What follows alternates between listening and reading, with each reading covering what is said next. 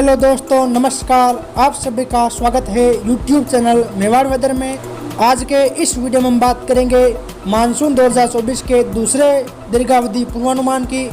अगर आपको मौसम जानकारी पसंद आए तो वीडियो को लाइक करें, हमारे चैनल मेवाड़ वेदर को सब्सक्राइब करें और इस वीडियो को दूसरे लोगों को शेयर करें ताकि उनको भी मौसम जानकारी समय समय पर मिलती रहे। साथ ही इसी वीडियो के अंत में हम जानेंगे कि आपके गांव या शहर में कब मानसून दस्तक देगा। चलिए तो फिर शुरू करते हैं आज की वीडियो। सबसे पहले हम बात करेंगे IOD की, यानी कि इंडियन ओशियन डाइपोल की। यह एक ऐसी परिघटना है जो भारतीय मानसून को काफ़ी ज़्यादा प्रभावित करती है। इस परिघटना में अरब सागर, बंगाल की खाड़ी और हिंद महासागर की सतह का तापमान बढ़ने लगता है, जिसके कारण यहाँ मजबूत मौसमी प्रणालियों का निर्माण होता है, जिससे भारत सहित आसपास के देशों में काफ़ी ज़्यादा वर्षा होती है। अगर IOD पॉजिटिव स्थिति में हो तो अरब सागर की सतह का तापमान सामान्य से अधिक देखने को मिलता है, जिससे यहाँ मौसमी प्रणालियाँ भी अधिक बनती है, जिससे आसपास के क्षेत्रों में काफ़ी अच्छी वर्षा होती है। वहीं दूसरी ओर बंगाल की खाड़ी के क्षेत्रों में तापमान कम देखने को मिलता है, जिससे यहाँ मौसमी प्रणालियों का निर्माण कम होता है, जिससे म्यांमार, इंडोनेशिया, थाईलैंड सहित आसपास के क्षेत्रों में कम वर्षा होती है। वहीं जब ये नेगेटिव स्थिति में हो तो इसका विपरीत प्रभाव देखने को मिलता है, यानी कि बंगाल की खाड़ी की समुद्री सतह का तापमान बढ़ने लगता है, वहीं अरब सागर की समुद्री सतह का तापमान घटने लगता है। जिससे होता यह है कि बंगाल की खाड़ी में मौसमी प्रणालियों का निर्माण अधिक होता है और अरब सागर में मौसमी प्रणालियों का निर्माण कम होता है, यानी कि बंगाल की खाड़ी में सक्रियता बढ़ती है, वहीं अरब सागर में सक्रियता में कमी आती है। तो जैसा कि आप इस मैप में देख पा रहे हैं, समुद्री सतह का तापमान धीरे धीरे बढ़ने लगा है और आने वाले दिनों में यहाँ समुद्री सतह का तापमान और अधिक बढ़ेगा, जिससे यहाँ निम्न दबाव के क्षेत्र विकसित होंगे, जिससे भारत के काफ़ी क्षेत्रों में भारी बारिश की गतिविधियाँ देखी जाएगी। जैसा कि आप IOD के इस ग्राफ में देख पा रहे हैं, अभी IOD पॉजिटिव स्थिति में है और जुलाई अगस्त में भी ये पॉजिटिव स्थिति में रहेगा। अगस्त के बाद ये धीरे धीरे सामान्य स्थिति की ओर आगे बढ़ेगा और सितंबर के दौरान ये सामान्य स्थिति में रहेगा और अक्टूबर नवंबर के दौरान भी ये सामान्य स्थिति में रहेगा। नवंबर के बाद ये धीरे धीरे सामान्य स्थिति से नेगेटिव स्थिति की ओर आगे बढ़ता हुआ देखा जाएगा। वही आप एक और IOD के ग्राफ में देख पा रहे हैं। यह ग्राफ जून महीने में IOD की स्थिति को दर्शा रहा है, यानी कि जून महीने में IOD सामान्य से पॉजिटिव स्थिति में रहेगा। जुलाई में भी IOD पॉजिटिव स्थिति में रहेगा, वहीं अगस्त में भी IOD पॉजिटिव स्थिति में रहेगा। सितंबर आता है तो ये पॉजिटिव स्थिति से धीरे धीरे सामान्य स्थिति में आ जाएगा। उसके बाद अक्टूबर आता है तो ये सामान्य स्थिति में रहेगा, यानी कि IOD इस बार पॉजिटिव स्थिति में होने के कारण बंगाल की खाड़ी, अरब सागर और हिंद महासागर की सतह का तापमान सामान्य के मुकाबले ज़्यादा रहेगा, जिससे यहाँ समय समय पर मौसमी प्रणालियों का निर्माण होगा, जिससे भारत सहित आसपास के देशों में काफ़ी ज़्यादा वर्षा होगी और मानसून यहाँ काफ़ी अच्छा प्रदर्शन करेगा। वहीं ला नीनो, अल नीनो की बात करें तो पिछले 2-3 महीनों के दौरान अल नीनो ज़्यादा प्रभावी था, लेकिन अब अल नीनो कमज़ोर पड़ चुका है। ला नीनो धीरे धीरे प्रभावी हो गया है और आने वाले महीनों में भी ला नीनो प्रभावी रहेगा, जिससे भारत सहित आसपास के देशों में काफ़ी अच्छी वर्षा होगी। ला नीनो के अंतर्गत होता यह है कि उत्तर अमेरिका, दक्षिण अमेरिका के आसपास के प्रशांत महासागरीय क्षेत्रों में तापमान घटने लगता है और वहीं दूसरी ओर पश्चिमी प्रशांत महासागर, बंगाल की खाड़ी, हिंद महासागर की सतह का तापमान बढ़ने लगता है। इसमें पूर्वी हवाएं पश्चिम की ओर आगे जेट स्ट्रीम के रूप में आगे बढ़ती है, जिससे अरब सागर, बंगाल की खाड़ी और हिंद महासागर के आसपास मजबूत मौसमी प्रणालियाँ विकसित होती है, जिससे यहाँ काफ़ी ज़्यादा वर्षा होती है और मानसून अच्छा प्रदर्शन करता है। जैसा कि आप ला नीनो, अल नीनो के ग्राफ में देख पा रहे हैं, अभी जून महीना चल रहा है और अल नीनो इस समय बिल्कुल कमज़ोर स्थिति में है और ला नीनो इस समय प्रभावी है। वहीं जुलाई में भी ला नीनो प्रभावी रहेगा। अगस्त आता आते ला नीनो और अधिक प्रभावी होगा और सितंबर अक्टूबर के दौरान भी ला नीनो प्रभावी रहेगा और नवंबर में ला नीनो सबसे अधिक प्रभावी रहेगा। दिसंबर में यह धीरे धीरे वापस कम प्रभावी होगा। इन 3-4 महीनों के दौरान अल नीनो बिल्कुल कमज़ोर स्थिति में रहेगा, जिससे भारतीय मानसून काफ़ी सक्रिय रहेगा। इस मानसूनी सीजन के दौरान भारत में काफ़ी अच्छी वर्षा होगी। जैसा कि आप विश्व मानचित्र में देख पा रहे हैं, ये मानचित्र जुलाई, अगस्त, सितंबर महीने में होने वाली मानसूनी गतिविधि को दर्शा रहा है।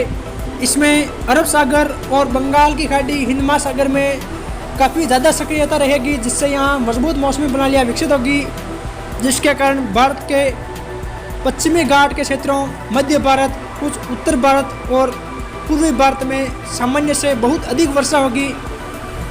वहीं मध्य अंदरूनी भारत, उत्तर पश्चिमी भारत के कुछ हिस्सों और उड़ीसा के आसपास के क्षेत्रों और कुछ पूर्वोत्तर भारत के क्षेत्रों में सामान्य वर्षा या सामान्य से कुछ अधिक वर्षा होगी।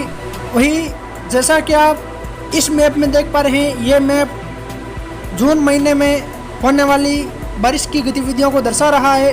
इसमें तटीय महाराष्ट्र, तटीय कर्नाटक, केरल, तमिलनाडु, रायलसीमा, आंध्र प्रदेश, तेलंगाना, महाराष्ट्र के क्षेत्रों में सामान्य वर्षा या सामान्य से अधिक वर्षा होगी। वहीं उत्तरी बिहार, नेपाल, सिक्किम, उप हिमालयी, पश्चिम बंगाल, भूटान, मेघालय, असम, अरुणाचल प्रदेश, नागालैंड, मणिपुर के आसपास के क्षेत्रों में भी सामान्य से अधिक वर्षा होगी। वहीं मणिपुर, मिजोरम, त्रिपुरा, पश्चिम बंगाल, उड़ीसा, दक्षिणी बिहार, झारखंड, उत्तर प्रदेश, मध्य प्रदेश, छत्तीसगढ़, पंजाब, हरियाणा, एनसीआर, दिल्ली, राजस्थान, गुजरात, जम्मू कश्मीर, हिमाचल प्रदेश, उत्तराखंड और महाराष्ट्र के कुछ हिस्सों में इस दौरान सामान्य से कम वर्षा होगी।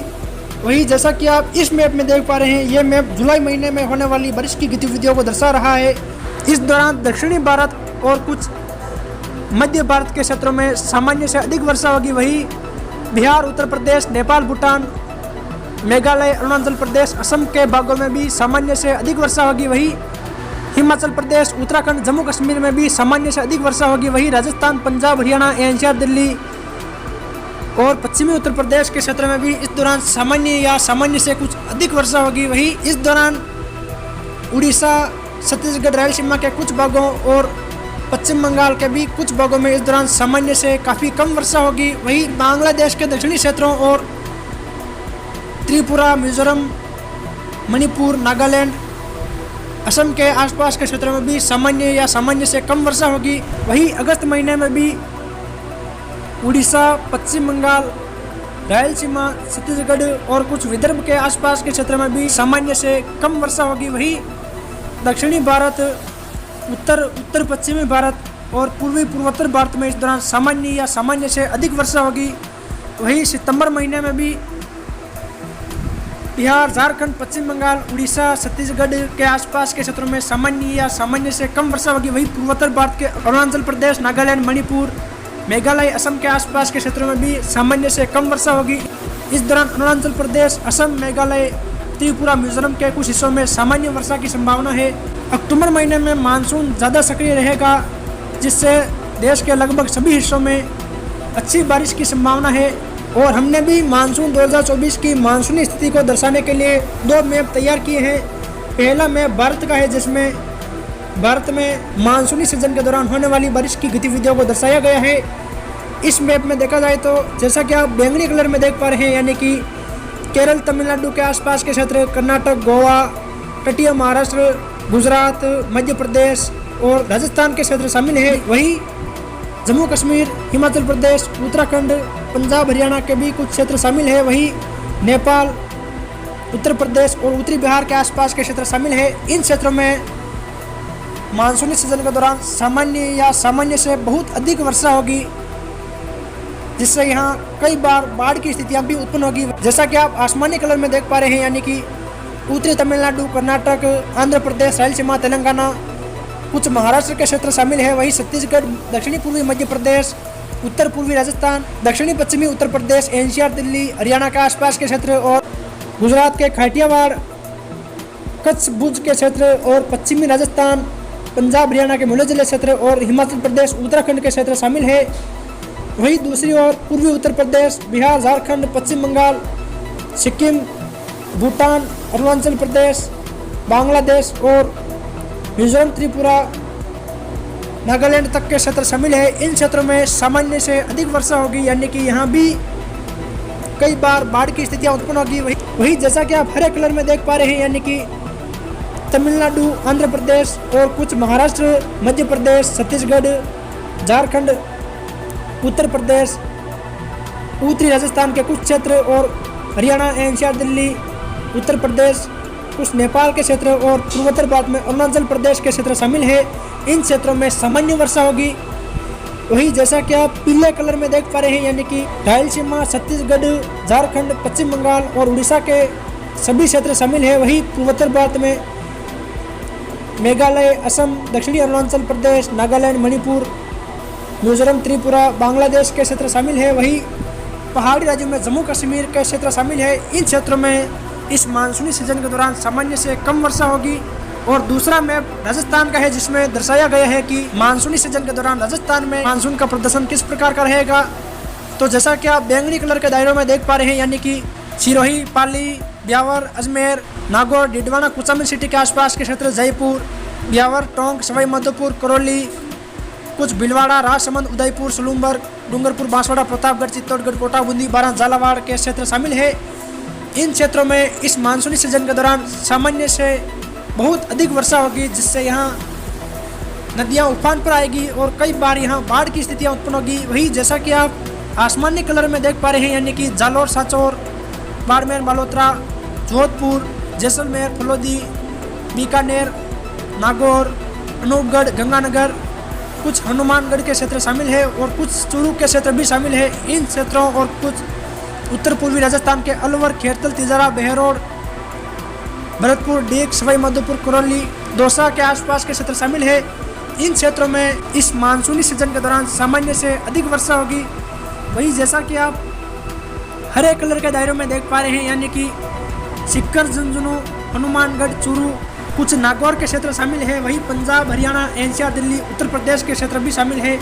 इन क्षेत्रों में सामान्य वर्षा होगी। वही पंजाब, उत्तर प्रदेश के भी काफ़ी हिस्सों में सामान्य से अधिक वर्षा होगी। वही गुजरात, पश्चिमी मध्य प्रदेश के भी काफ़ी भागों में सामान्य से बहुत अधिक वर्षा होगी। और गुजरात, कच्छ, भुज के क्षेत्र में सामान्य से अधिक वर्षा होगी। यानी कि कुल मिला के देखा जाए तो इस बार मानसून काफ़ी अच्छा प्रदर्शन करेगा। केवल जम्मू कश्मीर, उड़ीसा, पश्चिम बंगाल के आसपास के क्षेत्रों और कुछ पूर्वोत्तर भारत के क्षेत्रों में सामान्य से कम वर्षा होगी। बाकी शेष भारत में सामान्य या सामान्य से अधिक वर्षा होगी। अब हम बात करते हैं मानसून की दस्तक के बारे में। तो 19 मई को मानसून ने दक्षिणी अंडमान निकोबार द्वीप समूह के क्षेत्रों में दस्तक दी थी। उसके बाद 30 मई को मानसून ने केरल के साथ साथ पूर्वोत्तर भारत के क्षेत्रों में दस्तक दी थी। और 5 जून के आसपास मानसून केरल, आंध्र प्रदेश और पश्चिम बंगाल, बिहार, झारखंड के कुछ क्षेत्रों में दस्तक देगा। वहीं 15 जून आता थे गुजरात, मध्य प्रदेश, छत्तीसगढ़, बिहार, झारखंड के लगभग सभी क्षेत्रों में मानसून की दस्तक देखी जाएगी। और 19-20 जून आता थे गुजरात के लगभग आधे क्षेत्रों और राजस्थान, उत्तर प्रदेश, जम्मू कश्मीर, हिमाचल प्रदेश, उत्तराखंड के क्षेत्र में भी मानसून की दस्तक हो जाएगी। और 25 जून आता थे गुजरात के अधिकांश क्षेत्रों, राजस्थान के आधे क्षेत्रों और पंजाब, हरियाणा के भी काफ़ी क्षेत्रों में मानसून की दस्तक देखी जाएगी। और 30 जून तक मानसून लगभग पूरे देश को कवर कर लेगा। हर वर्ष 8 जुलाई तक मानसून पूरे देश को कवर करता है, लेकिन इस बार मानसून 30 जून तक पूरे देश को कवर कर लेगा। यानी कि देखा जाए तो इस बार मानसून काफ़ी तेज़ी से आगे बढ़ेगा। यानी कि इस बार मानसून काफ़ी ज़्यादा सक्रिय रहेगा। समय समय पर बीच में बारिश में कमी भी आएगी, लेकिन मानसून का प्रदर्शन देश भर में अच्छा रहेगा।